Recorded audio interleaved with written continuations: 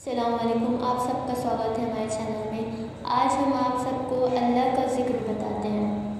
حضرت ابو ہریرہ رضی اللہ عنہ بیان کرتے ہیں کہ اللہ کے رسول صلی اللہ علیہ وسلم نے فرمایا کہ 7 آدمی اس دن اللہ کے ساتھ سائے میں رہیں گے جس دن اللہ کے سائے کے سوا کسی کا سایہ نہیں ہوگا۔ بے شک پہلا، عادل امام، وہ شخص جو اپنے رب کی عبادت میں جوان ہوا، وہ شخص جس کا دل مسجد میں لگا رہتا ہے، وہ 2 آدمی جو اللہ کی محبت میں ایک دوسرے سے ملے اور الگ ہوں، جس کو کوئی با اختیار اور حسین عورت گناہ کی دعوت دے اور وہ کہے کہ میں اللہ سے ڈرتا ہوں، بائیں ہاتھ کو بھی پتہ نہ چلے کہ اس نے کیا خرچ کیا ہے، وہ شخص جو تنہائی میں اللہ کا ذکر کرے اور اس کی آنکھوں سے آنسو جاری ہو جائے۔ بے شک سبحان اللہ۔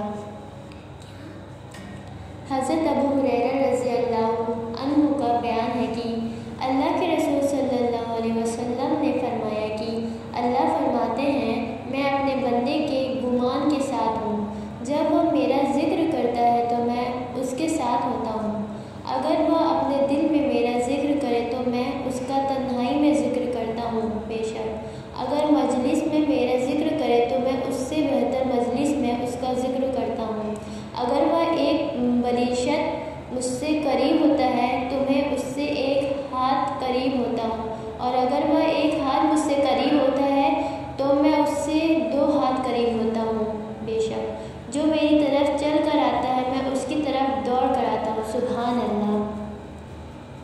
آپ سب کو ماں باپ کی عزت کے بارے میں بتاتے ہیں۔ ماں باپ کی عزت۔ حضرت عبداللہ بن عمر رضی اللہ عنہ بیان کرتے ہیں کہ اللہ کے رسول صلی اللہ علیہ وسلم نے فرمایا کہ بڑا گناہ یہ ہے کہ آدمی اپنے ماں باپ کو گالی دے۔ صحابہ نے کہا، یا رسول اللہ، کیا کوئی اپنے ماں باپ کو گالی دیتا ہے؟ آپ سب کو ماں باپ کی عزت کے بارے میں بتاتے ہیں۔ ماں باپ کی عزت۔ حضرت ابو عبداللہ بن عمر رضی اللہ عنہ بیان کرتے ہیں کہ اللہ کے رسول صلی اللہ علیہ وسلم نے فرمایا کہ بڑا گناہ یہ ہے کہ آدمی اپنے ماں باپ کو گالی دے۔ صحابہ نے کہا، یا رسول اللہ، کیا کوئی اپنے ماں باپ کو گالی دیتا ہے؟ اللہ کے رسول صلی اللہ علیہ وسلم نے فرمایا کہ ہاں، ایک کسی کے باپ کو گالی دے گا تو دوسرا اس کے باپ کو گالی دے گا، ایک اس کی ماں گالی دے گا تو دوسرا اس کی ماں کو۔ اس حدیث میں ماں باپ کو گالی دینے کی جو بات بتائی گئی وہ صحابہ کی حیرت کو دیکھتے ہوئے تھی۔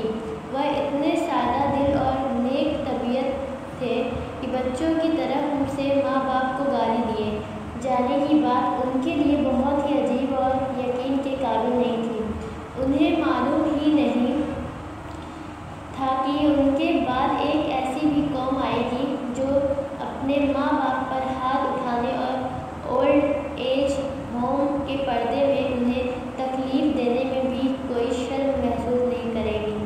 گالی دینا، ہاتھ اٹھانا، بڑھاپے میں ماں باپ کو بوجھ سمجھ کر اولڈ ایج ہوم بھیج دینا تو بہت بڑی بات ہے۔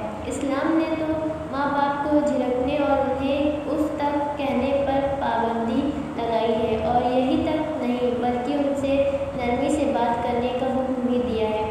اللہ کا ارشاد ہے، اگر تمہارے سامنے ماں باپ میں سے کوئی ایک یا دونوں بڑھاپوں کو پہنچ جائے تو انہیں اف بھی نہ کہنا اور نہ انہیں جھڑکنا، اور ان کے ساتھ بڑے ادب سے بات کرنا۔